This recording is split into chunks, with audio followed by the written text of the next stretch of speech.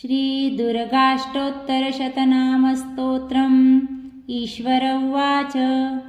शतनाम प्रवक्ष्यामि शृणुष्व कमलानने। यस्य प्रसादमात्रेण दुर्गा प्रीता भवेत् सती। श्रीसती साध्वी भवप्रीता भवानी भवमोचनी। आर्या दुर्गा जया चाद्या त्रिनेत्रा शूलधारिणी। पिनाकधारिणी चित्रा चण्डघण्टा महातपाः। मनोबुद्धिरहङ्कारा चित्तरूपा चिताचितिः। सर्वमन्त्रमयी सत्ता सत्यानन्दस्वरूपिणी। अनन्ता भाविनी भाव्या भव्या भव्या सदा गतिः। शाम्भवी देवमाता च चिन्तारत्नप्रिया सदा। सर्वविद्या दक्षकन्या दक्षयज्ञविनाशिनी। अपर्णानेकवर्णा च पाटला पाटलावती। पट्टाम्बरपरिधाना कलमैजिररैजिनी। अमेयविक्रमा क्रूरा सुन्दरी सुरसुन्दरी। वनदुर्गा च मातङ्गी मतङ्गमुनिपूजिता।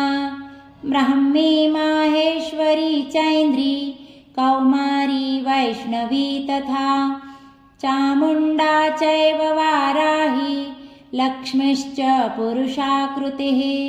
विमलोत्कर्षिणी ज्ञाना क्रिया नित्या च बुद्धिदा। बहुला बहुलप्रेमा सर्ववाहनवाहना। निशुम्भशुम्भहननी महिषासुरमर्दिनी। मधुकैटभहन्त्री च चण्डमुण्डविनाशिनी। सर्वासुरविनाशा च सर्वदानवघातिनी। सर्वशास्त्रमयी सत्या सर्वास्त्रधारिणी तथा। अनेकशस्त्रहस्ता च अनेकास्त्रस्य धारिणी। कुमारी चैककन्या च कैशोरी युवती यतिः। अप्रौढा चैव प्रौढा च वृद्धमाता बलप्रदा। महोदरी मुक्तकेशी घोररूपा महाबला। अग्निज्वाला रौद्रमुखी कालरात्रिस्तपस्विनी।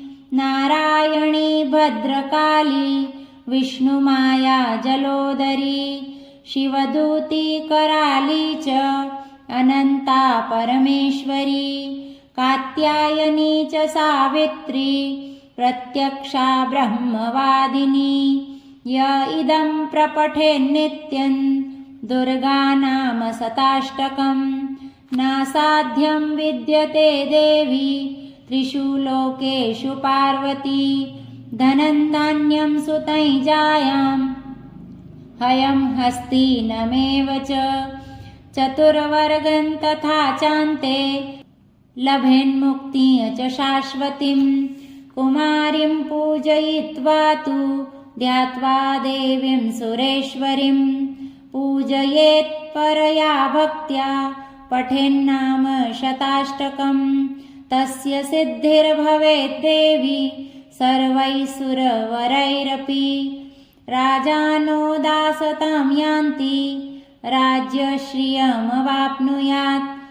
गोरोचनालक्तककुङ्कुमेन सिन्दूरकर्पूरमधुत्रयेण।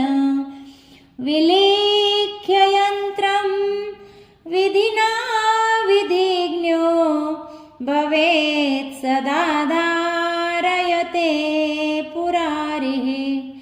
भौमावास्या निशामग्रे चन्द्रे शतभिषाङ्गते। विलिख्य प्रपठेत् स्तोत्रं स भवेत् सम्पदां पदम्। श्रीविश्वसारतन्त्रे दुर्गाष्टोत्तरशतनामस्तोत्रं समाप्तं। तत्सत् श्री जगदम्बार्पणमस्तु।